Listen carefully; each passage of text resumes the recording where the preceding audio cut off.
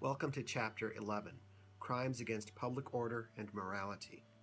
This chapter covers crimes that annoy and cause inconvenience, crimes that threaten public order, and crimes that offend our shared sense of morality. In this chapter, we go over the crime of disorderly conduct and the acts that it covers.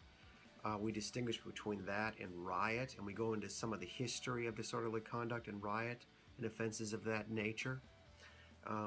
Quality of life offenses, and we go over the broken windows theory, which basically says that law enforcement and society need to address small quality of life offenses like littering and graffiti and things like that in order to prevent larger offenses from occurring.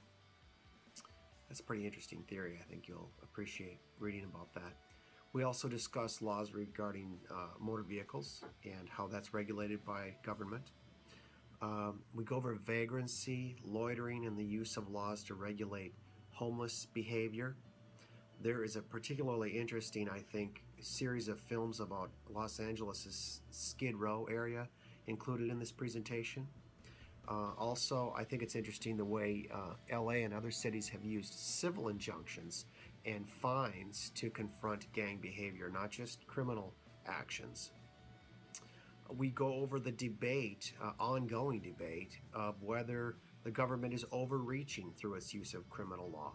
When we start talking about so-called victimless offenses like gambling or prostitution or drug use, some people will argue that if no one's complaining who's involved in the activity, then why should government be involved and why should there be laws against it?